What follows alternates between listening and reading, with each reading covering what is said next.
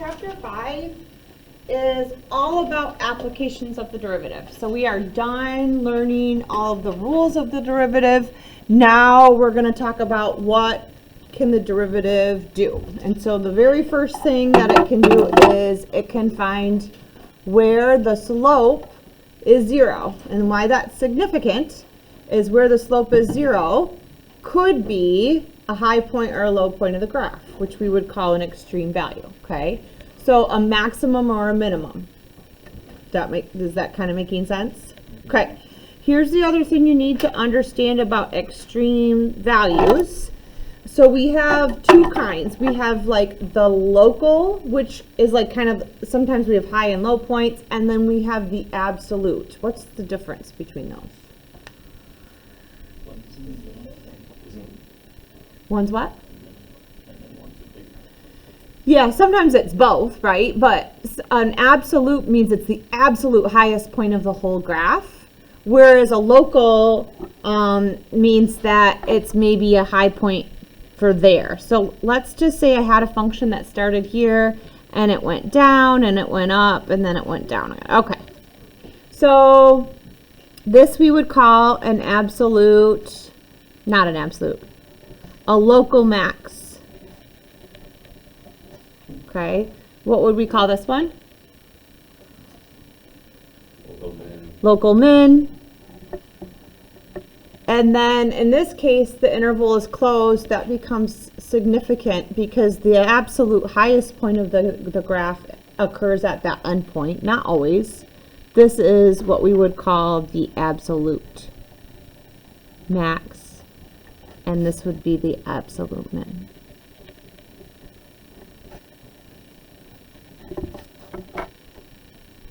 Okay, so when we're doing calculus then, from now on, we're not going to be graphing necessarily the curve because we're not going to have the advantage of having a graphing calculator. We're going to be using the derivative to find those things. So first of all, understand that the word extrema, if I ask you to find them, they are maximums and minimums on the interval. And on a closed interval, there is always a maximum and minimum as long as the function is continuous. Why? On a closed interval.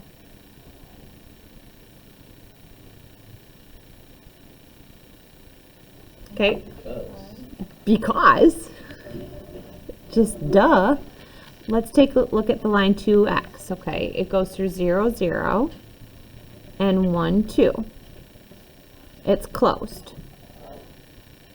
So there's no highs and lows curves or whatever, but on a closed interval, the graph is going to have a lowest point and a highest point as long as it's continuous.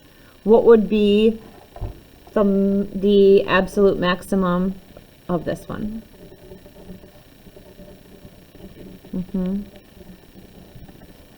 Because that's the highest it goes, and the absolute minimum is the lowest it goes. So it would be 0. So one thing to understand is on a closed interval, you're always going to be able to find extrema, because even if there's not a high and low point, it's going to be the endpoints of the interval. The other thing about that is once we get all crazy involved in the calculus, don't ever forget to check the endpoints, because it's possible you could have a bunch of extrema in the middle, but the endpoints are also possible extrema on a closed interval. Okay, so extreme value theorem, and when we get to it, guarantees that there's a maximum and a minimum on a closed interval, and it may or may not be the endpoint. On an open interval, they can, or there's no theorem about that. For instance, on the open interval, there is no extrema for this one. Because if those were open circles, I don't know if you remember this when we did this with inequalities. An open circle means it gets closer and closer and closer and closer and closer to that value, but it never reaches it. We can't find the highest and lowest point of the graph because it doesn't actually ever reach there. Okay. Questions so far? Okay. So this is a calculus thing. You might be asked something about extreme values.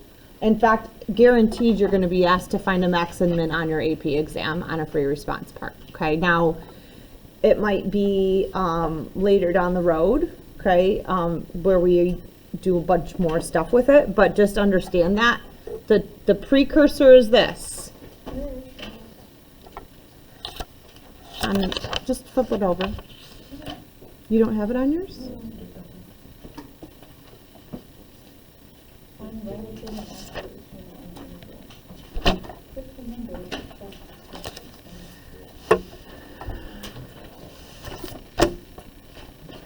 Do you have this one? Yes. That's the next page. So you don't have that. Keep flipping. I know, yeah, just go to my first year. I'm doing this one. You don't have it anywhere? I don't Okay, well, let's make it up then. All right. think they have it. Yeah, you guys are lucky. You have it. If you don't have it, here. It is important to put in our notes.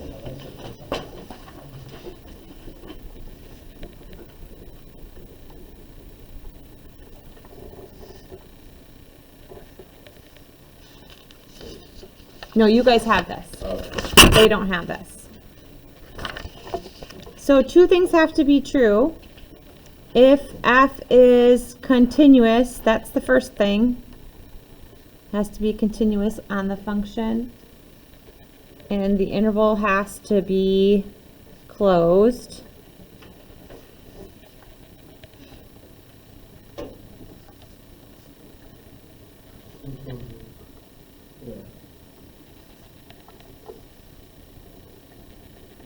Then that guarantees there is a maximum and a minimum on the interval.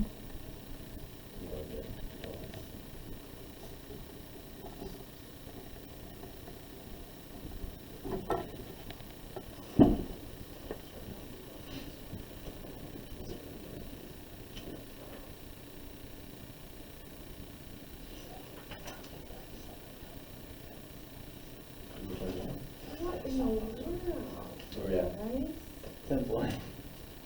Okay, so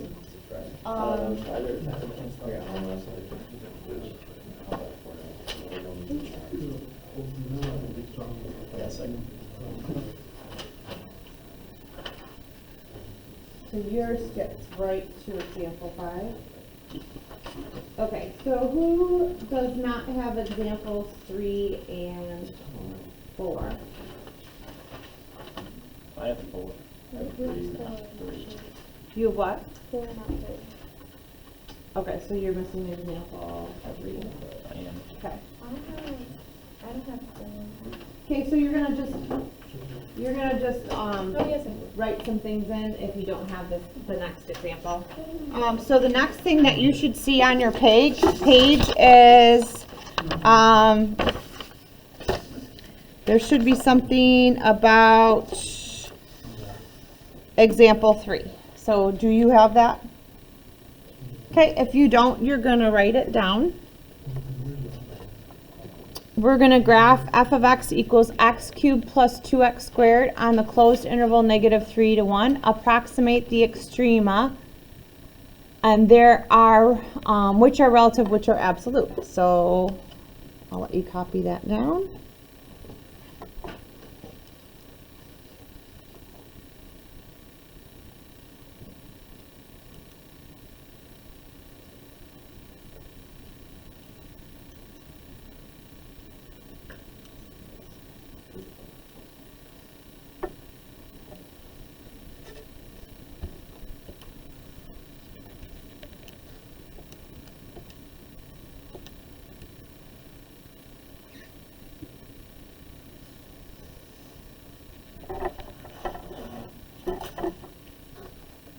And I'm going to just sketch a graph of it.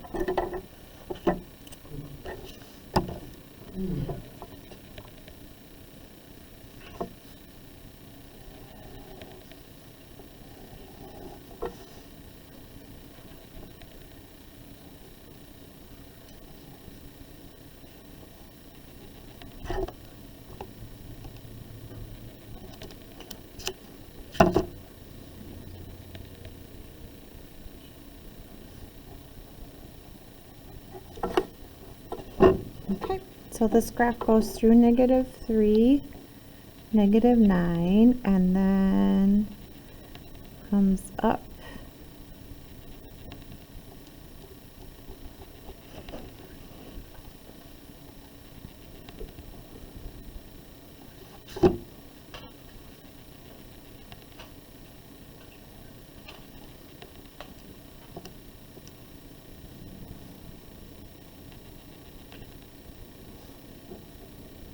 Okay, so it looks something like that.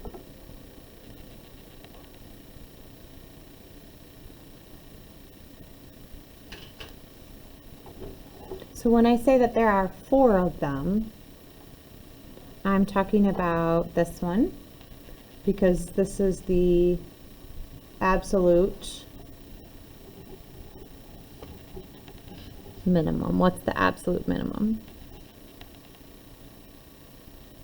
-9. We're gonna just approximate here. When I go back and trace, to me, I'm guessing that that's gonna be a 0, 0 situation, but let's just approximate how tall we think this one is. I'm gonna approximate that this max is around, 1.18, I don't know, 1.2. So then there's a local maximum, and it was around 1.2. We're just approximating for now.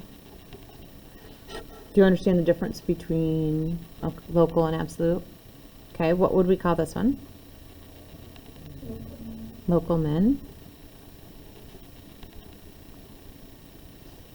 of 0. And then absolute max of 3.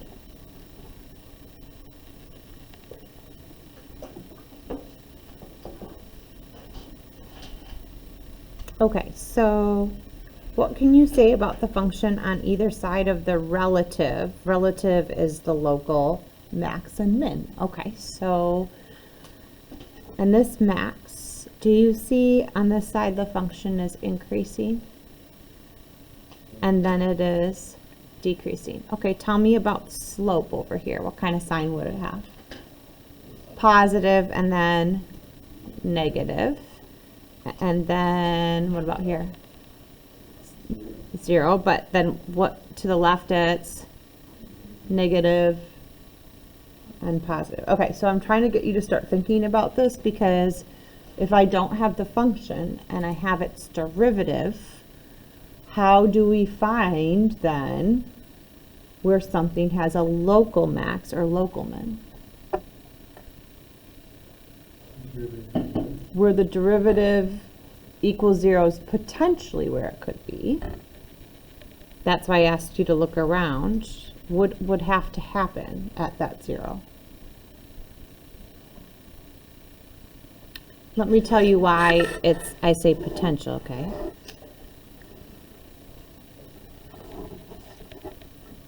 Is that an extrema? No. Does the derivative equal 0 there? Yes, but let's see what happens around it. The slope is positive. The slope becomes 0, but the slope is still positive. Okay, let's go look at these. Slope is positive. Slope is 0. Now what's the slope? This one. Slope is positive. Slope is 0. Slope is negative. So it should be where the slope changes signs, which potentially is at a 0, but it doesn't always change signs at a 0, but that's where we're going to start. Okay? All right. Do we all have this?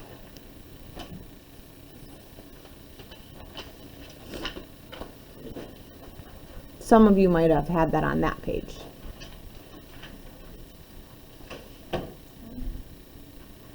Go. Yeah, that's what I was thinking. Do you know how to? Oh, yeah, we do. Sorry. I do this. Example 4. Critical number. Yeah, I went to critical number. Critical number is a number at which f prime of x is 0 or undefined. It's both. Okay, so where the derivative is 0 or becomes undefined. because where the derivative is undefined, also could be a sign change. Think of like a cusp. If something cusped up, the derivative would be undefined there, but it could be a potential maximum. So very first, let's just go through the process. How do we find critical numbers? We're going to take the derivative and we're going to set it equal to 0. Okay, now, do not do product rule for this. What should we do?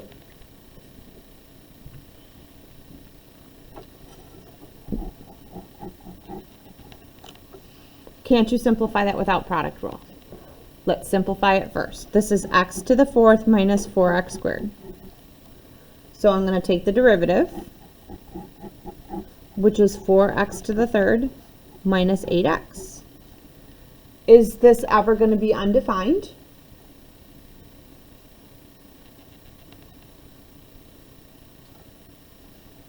No, polynomials are not undefined. So I'm going to set it equal to 0. And I'm going to find the critical value, the x value, for which it's 0. So the very first thing I'll do is I'll take out a 4x. What am I left with?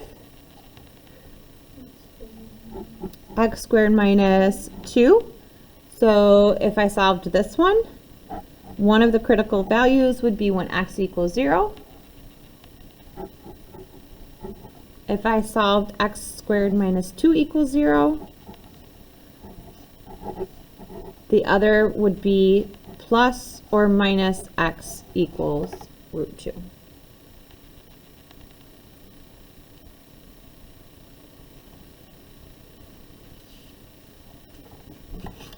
Okay, how are we doing?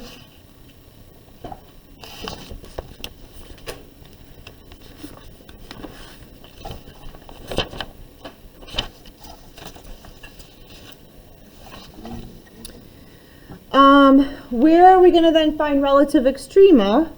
The relative extrema, we're going to first find the critical zeros, but then we're going to only look for the ones where the derivative changes sign, because the derivative being positive would mean the slope is positive. The derivative being negative would mean the slope is negative. If it was positive, hit 0, then it's negative. Watch my hands. Positive, 0, negative. What just happened? What kind? What kind? Okay, slope's positive. Now it's 0. Negative. What do we call that? Local what? Which one? Maximum. Okay. If the slope is negative, 0, and then becomes positive, that would be a local minimum. Okay. So you kind of got to visualize that in your head. All right, let's take a look at sine of x. Sine of x has a ton of extrema. Think about it. Let's find where they are. What's the derivative of sine of x? Cosine of x. Where's the cosine of x equal to 0?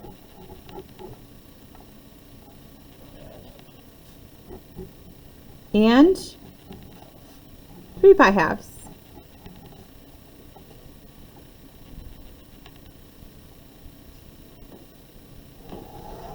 I don't need to do anything but this, okay? So let's just talk about the derivative here, guys. I just want to know what kind of number it is, okay? Is the derivative between 0 and pi halves, is cosine a positive or negative value? Is the cosine positive or negative between 0 and pi? Positive. From pi halves to 3 pi halves, then the cosine is negative. And then at 3 pi halves to 2 pi, the cosine is positive. Okay, what does that tell me about the graph of sine of x?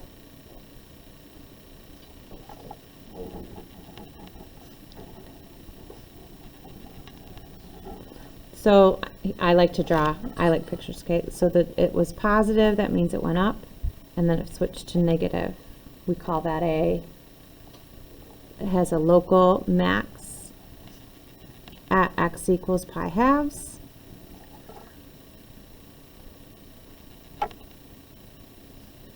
A local min at x equals 3 pi halves. And we'll talk about justifying answers, but the justification will be because the derivative switches from positive to negative and negative to positive. Okay, I want you to think about the graph of sine. Isn't that in fact true? Okay.